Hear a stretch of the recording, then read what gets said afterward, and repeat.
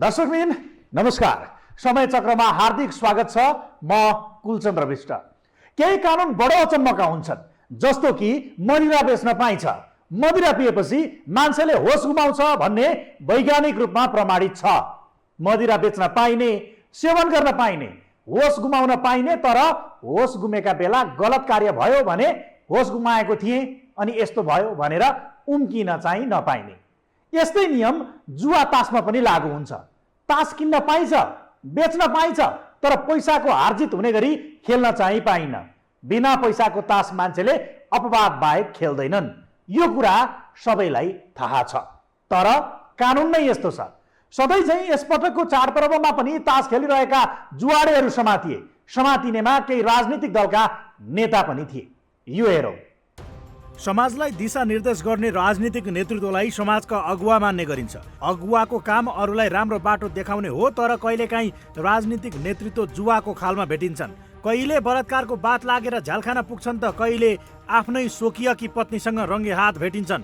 यसपटकको तिहारमा नेपाली काङ्ग्रेस दोलखाका सभापति बर्मा लामा जुवाको खालबाट पक्राउ परे। समाजलाई ठिक बाटो देखाएर पछि लगाउनु पर्ने व्यक्ति आफै जुवाको खालमा समातिन्छन् भने तिनले डोर्याएको समाज कुन गन्तव्यमा पुग्ला?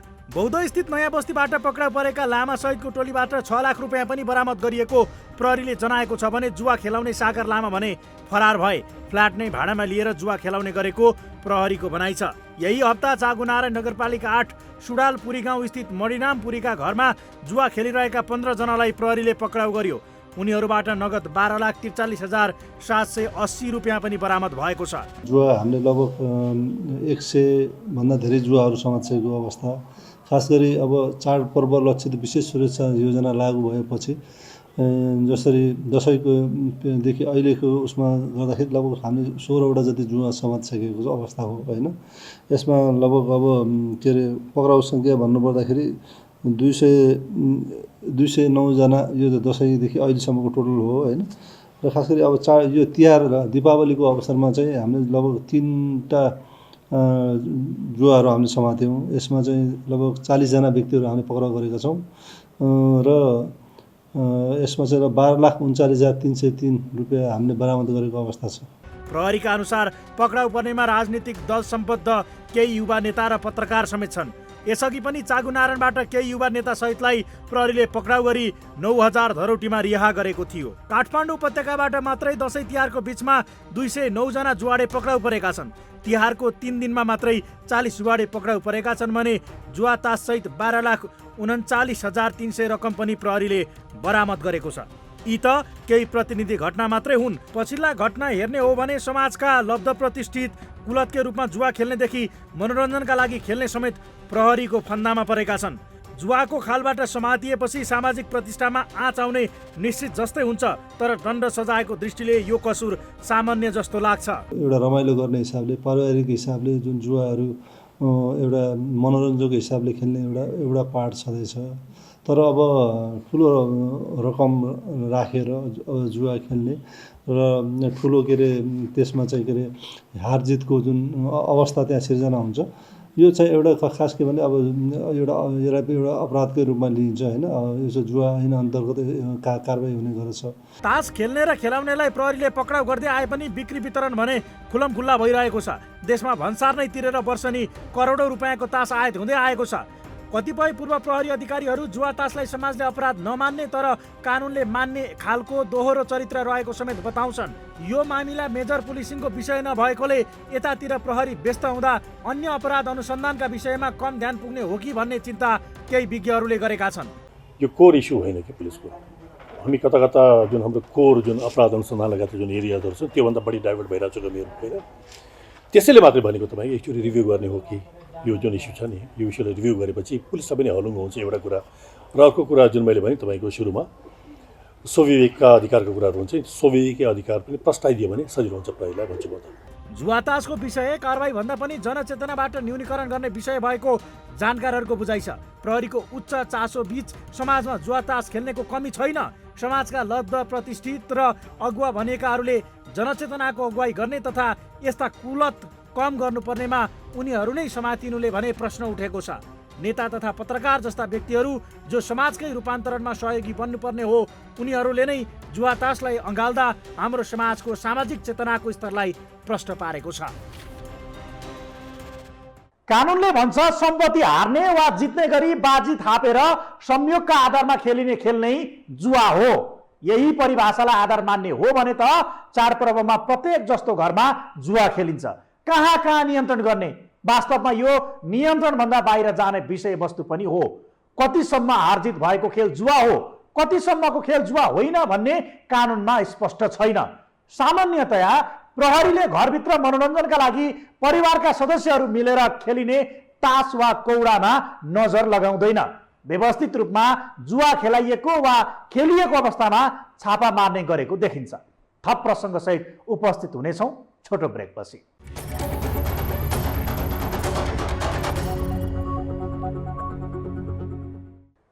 उहिले अर्थात् बाजेको पालामा जुवाको खालमा नगद मात्रै होइन जिन्सी पनि दाउमा राख्ने गरिन्थ्यो।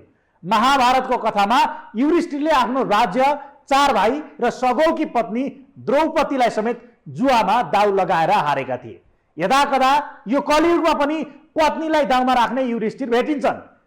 अलि पहिले नेपालमा चाहिँ दाउमा राख्ने पैसा सकिएपछि कुखुरा, बाख्रो, गाई, भैँसी, गहना राख्ने त आम प्रचलन थियो। अहिलेको कानुनले चाहिँ जुवालाई कसरी निरुत्साहन गर्ने प्रयास गरेको छ त यो हेरौँ। समाजमा प्रतिष्ठा आर्जन गरेकादेखि समाजसेवी राजनीतिज्ञहरू समेत जुवाको खालबाट पक्राउ पर्दै आएका छन्।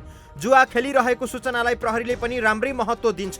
जुवाडीहरू पक्राउ गर्न प्रहरीको तत्परता पनि राम्रै देखिन्छ। जुवालाई कानुनले वर्जित गरेका कारण जुवाता स्वाभाविक रूपमै अपराध हो। प्रहरीको सक्रियता मात्रै होइन, समाचारका हेडलाइनसम्म बन्ने कारण जुवातासको मामिलाले महत्त्व पनि पाउँछ। व्यावसायिक रूपले जसले जुवा खेल्ने र खेलाउने गर्छ त्यस्ता ठाउँहरूलाई हामीले फोकस गरेर चाहिँ यी व्यक्तिहरूलाई नियन्त्रणमा लिएको हो। व्यावसायिक रूपमा जसले यसबाट नै व्यवसाय सञ्चालन गरेको एउटा व्यवस्थित हिसाबले अब विभिन्न कोइनहरूदेखि लिएर होइन पुरै क्यासिनो स्टाइलले जसले जुवाहरू खेलाउने गर्छन् त्यस्तालाई जुन हामीले 12 मासे भन्छौँ त्यो यिनीहरूले चाहिँ एउटा व्यावसायिक हिसाबले जुवा खेलाउने त्यस्ता स्थानहरू ठाउँहरू कहाँ कहाँ छन् भनेर हामीले रेकी के अरे इन्फर्मेसन लिइसकेपछि त्यसलाई चाहिँ हामीले रेकी गर्छौँ। ठाउँ पहिचान गरेपछि त्यस ठाउँहरूमा व्यापक रूपमा नियन्त्रणमा लिएको अवस्था हो। यति धेरै महत्त्व पाउने भए पनि जुवा खेलेको वा खेलाइएका कारण हुने सजाय चाहिँ सामान्य खालको छ। जुवाको खालबाट पक्राउ परेपछि अदालतले दिने सजाय भन्दा पनि यसले सामाजिक रूपमा हुने बेइज्जतीलाई धेरैले बढी महत्त्व दिन्छन्। जुवा ऐन 2020 मा भएको व्यवस्था बमोजिम जुवा खेलिरहेको अवस्थामा पहिलो पटक पक्राउ परेकाहरूलाई 200 रुपैयाँ जरिवाना हुन्छ।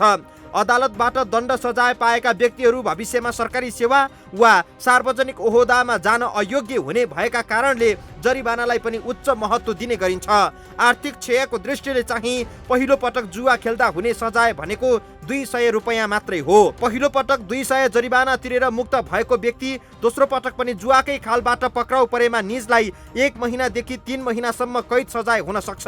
तेस्रो पटक पनि एउटै व्यक्ति पक्राउ परेमा 1 वर्ष कैदको सजाय जुवा ऐनमा उल्लेख छ। जुवा खेलेकै कारण जेल सजाय भएका घटना बिरलै छन्। कुन खेल जुवा हो कुन होइन भन्ने सवालमा ऐनमा स्पष्ट उल्लेख छ। सम्पत्ति हार्ने वा जित्ने गरी कुनै संयोगका आधारमा बाजी थापी खेलेको कुनै खेललाई जुवा हो भनेर ऐनले निर्दिष्ट गरेको छ। जुवा तासको एउटा डेफिनेसन त अब पैसा राखेर खेल्ने होइन र तपाईँ घर बाहिर राखेर खेल्ने जुन छ नि आफू बिग्रिने गरी खेल्नलाई नै जुवाको रूपमा लिइन्छ त्यसलाई। तर हाम्रो यहाँ त सोचाइ कस्तो भइदियो भने तपाईँको तास देख्न साथै त्यो पनि जुवा हो कि, लुडो देख्न साथै त्यो पनि जुवा हो कि, यो क्यारम देख्न साथै त्यो पनि जुवा हो कि भन्ने किसिमको सोच डेभलप भएको छ कि। अर्थात् तास खेल्दा आफ्नो हातमा राम्रो दाउ लाग्ने गरी पत्तीहरू पर्छन् कि पर्दैनन् भन्ने संयोगले निर्धारण गर्छ। कौडा खेल्दा कतिवटा कौडा घोप्टिन्छन्, कति ठाडा हुन्छन् त्यो पनि संयोगले निर्धारण गर्छ। डाइस, बिङ्गो, लुडोमा पनि पैसा हारजितको उद्देश्य राखेर खेलिन्छ वा खेलाइन्छ भन्ने कानुनले त्यसलाई जुवा नै मानेको छ। स्थानीय प्रशासनसँग अनुमति नलिई कसैले चिट्टा खोल्छ भने त्यो पनि जुवामै पर्छ। दसैँ तिहार जस्ता चाडपर्वमा जुवा तासमा रमाउने जुवाडेहरू धेरै हुन्छन्। कानुनमा जुवा खेल्नेहरू मात्रै होइन, जुवा खेलाएर बट्टी उठाउनेका लागि पनि कानुनले सजाय तोकेको छ। ऐनमा आफ्नो हकको वा आफ्नो भोग चलन वा जिम्माको कुनै घर वा कोठा वा ठाउँलाई जुवाको खाल थाप्ने वा अरू कुनै प्रकारले जुवा खेल्ने काममा लगाएमा वा लगाउन दिएमा पहिलो पटकलाई 300 रुपैयाँ जरिवाना, दोस्रो पटकदेखिकोलाई 3 महिनादेखि 9 महिनासम्म कैदको सजाय हुने उल्लेख छ। तास इम्पोर्ट गर्न गभर्मेन्टले लिगली दिइरहेछ, किनकि हामीले न्युजमा पनि पढेका थियौँ कति करोडको चाहिँ तास इम्पोर्ट भएको यो आर्थिक वर्षमा देखिरहेको छ भने भन्सारतिर लिगली भइरहेछ भनेपछि यसमा पनि यो के मापदण्ड क्लियर गरिदिनु पर्ने हो कि होइन। किनकि अब मनोरञ्जनको लागि दिवालीमा हामीले देखेका छौँ तपाईँको दिदी बहिनी भाइटिकाको बेला पनि सानो रकम राखेर खेल्ने चलन छ होइन, त्यो रमाइलोको लागि खेल्छ नि त। अब त्यसले जुवा भने कि यदि हाम्रो जुवा ऐनमा हेऱ्यो भने तपाईँको त्यो त जुवामा जाने भयो होइन। त्यसले गर्दा यी कुराहरू पनि रिभ्यू गर्नुपर्ने हो कि, किनकि जुवा ऐन भनेको तपाईँको हामीहरू पुलिसमा आउनुभन्दा पहिलादेखि नै हामीले जुन मापदण्डहरू सुनेको छ त्यही मापदण्ड अहिले पनि फलो भइरहेछ। जुवा खेल्न लागेको ठाउँमा जुवा खेल्नका निमित्त सरसापट दिएमा साहुको थैली, घुस गराई सो दिएको थैलीको डेढी बढाई जरिवाना पनि हुन्छ। जुवाको खालमा अरू काम गराएमा 50 रुपैयाँसम्म जरिवाना हुन्छ। अझै रोचक त के छ भने जुवाको खालबाट बरामद भएको जति सबै रकम जफत हुन्छ। अदालतले जरिवाना 200 मात्रै गरे पनि खालबाट बरामद भएको रकम सबै नगद र जिन्सी जफत हुने व्यवस्था ऐनमा उल्लेख छ। केही वर्ष अघि काठमाडौँकै एक घरमा जुवा खेलिरहेको सूचना प्रहरी कहाँ पुग्छ। प्रहरीले घर घेरा हाल्छ। जुवा खेलिरहेका 2 जुवारे प्रहरीले घेरा हालेको खबरबाट यति धेरै हतालिन्छन् कि उनीहरू तेस्रो तलाबाट हाम फालेर भाग्ने प्रयास गर्छन्। 3 तलामाथिबाट हाम फालेका मध्ये 2ले ज्यानै गुमाउँछन्। जुवा नियन्त्रण गर्नु प्रहरीको कर्तव्य हो, तर कसैको ज्यानै जाने तहसम्म पुगेर चाहिँ होइन। नेपालमा जुवा तासलाई चाडपर्वकै अङ्गका रूपमा मानिसहरूले किन बुझ्छन् त? यसको ऐतिहासिक पृष्ठभूमि सहित उपस्थित हुनेछौँ छोटो ब्रेकपछि।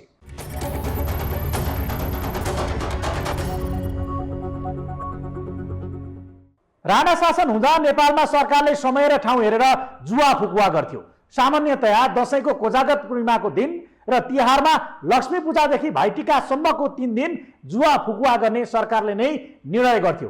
त्यो बेला काठमाडौँका चोक चोकमा जुवाका खाल खुल्थे। ती खालमा घरखेत हार्ने र जोड्नेहरू पनि हुन्थे। देशमा प्रजातन्त्र आएपछि क्रमशः जुवा तासमा प्रतिबन्ध लाग्दै गयो। यो हेरौँ। नेपालको इतिहासमा कम चासो दिनेहरूका लागि अनौठो लाग्न सक्छ, तर यो सत्य हो कि कुनै समयमा नेपालमा सरकारले नै चोक चोकमा जुवाको खाल सञ्चालन गर्ने अनुमति दिने गर्थ्यो। नेपालमा प्रजातन्त्र आउनु अघि राणा शासनको समयमा जुवा सम्बन्धी बेग्लै कानुन थियो। त्यो कानुन बमोजिम सरकारले दशैं र तिहारका दिन सर्वसाधारणका लागि पनि जुवा खेल्ने अनुमति दिन्थ्यो। सामान्य हिसाबले हेर्दा राणाहरूले वर्षभर नै जुवा खेलेर भोगविलास गर्दा सर्वसाधारणले पनि केही दिन रमाइलो गरेको जस्तो देखिन्थ्यो। तर त्यही बेला कतिपयको घरखेत गइसकेको हुन्थ्यो। सबैभन्दा पहिले 8 सालमा बिपी कोइराला गृहमन्त्री हुँदा जुवामा प्रतिबन्ध लगाइदिए। उनले दशैं र तिहारमा समेत जुवा नखोलिने भनेर सूचना जारी गराउँदा धेरैले सरकारले अनौठो निर्णय गरेको टिप्पणी गरे। 9 सालको तिहारमा चाहिँ मनोरञ्जनका लागि भनेर फेरि जुवा खोलियो। कोजागत पूर्णिमाको दिन काठमाडौँ उपत्यकाभर 24 घण्टाका लागि जुवाको खाल खोलिन्थ्यो। तिहारका प्रमुख दिन चाहिँ नेपाल राज्यभर जुवा खेल्न पाइन्थ्यो। अनि वैशाख पूर्णिमाको दिन सदर टुँडिखेलमा जुवा फुक्थ्यो। जुवा फुकेको सूचना जनताले सरकारले पिठाएको झ्यालीबाट थाहा पाउँथे। अनि बन्द भएको सूचना पनि झ्यालीबाटै थाहा हुन्थ्यो। सार्वजनिक सूचना दिने ऊ बेला न रेडियो न पत्रिका केही पनि थिएन। जुवा जित्दै जाँदा जितको उन्मादले जुवाडे अन्धो सरह हुन्छ। हार्नेहरू हारको पीडाले अन्धो सरह हुन्छन्। हारेको फिर्ता लिने कोसिस गर्दा गर्दै घरखेत सकिएर सडकमा आइपुगेपछि मात्रै होस ठेगानमा आउँछ। महाभारतको कथामा त राजा युधिष्ठिरले आफ्नो राज्य 4 भाइ र पत्नीलाई समेत हारेका थिए। जुवालाई दुर्व्यसनको एक प्रकार पनि मान्ने गरिन्छ। नेपालमा विक्रम सम्वत 2002 साल अघि कागजी नोटको प्रचलन थिएन। मानिसहरू सिक्काबाटै विनिमय गर्थे। सिक्का बोकेरै जुवा खेल्न पनि बस्थे। धेरै सिक्का हुनेहरू माना र पाथीमा सिक्का गणना गर्थे। दाउमा राख्दा सिक्का गर्ने फुर्सद हुँदैन थियो। माना र पाथीमा भरेर दाउमा राख्थे। राणाकालमा काठमाडौँका चोक चोकमा जुवाको खाल खुलेआम सञ्चालन हुन्थ्यो। पहिलेका बुढापाकाहरूले अहिले पनि पुराना कुराहरू सम्झिने गर्छन्। प्रजातन्त्र बहालीपछि भने नेपालमा कानुन नै बनाएर जुवामा प्रतिबन्ध लागेको छ। काठमाडौँका केही बुढापाकाहरूले अहिले पनि दशैं तिहारमा जुवा फुकुवा भएको सम्झन्छन्। 7 साल अघि काठमाडौँका चोकहरूमा जुवाको खाल सर्वसाधारणका लागि पनि खोलिन्थ्यो। राणाहरू त वर्षैभर जुवामा मग्न हुन्थे। शासकहरूका लागि जुवा भोग विलासको साधन थियो। जुवाको त्यही ऐतिहासिक पृष्ठभूमिका कारण अहिले पनि जुवा चाडपर्वको एक अभिन्न अङ्ग हो भन्ने धेरैलाई लाग्ने गरेको छ। समय चक्रका साथै यस टेलिभिजनका सम्पूर्ण समाचार बुलेटिन कार्यक्रम योहो टेलिभिजन.com, योहो खबर.com, युट्युब र फेसबुकमा पनि पढ्न र हेर्न सक्नुहुनेछ। मोबाइलमा योहो टिभी एप डाउनलोड गरी हामीलाई प्रत्यक्ष हेर्न सक्नुहुनेछ। समय चक्रको आजको प्रस्तुति सकियो। अहिलेलाई बिदा दिनुहोस्। नमस्कार।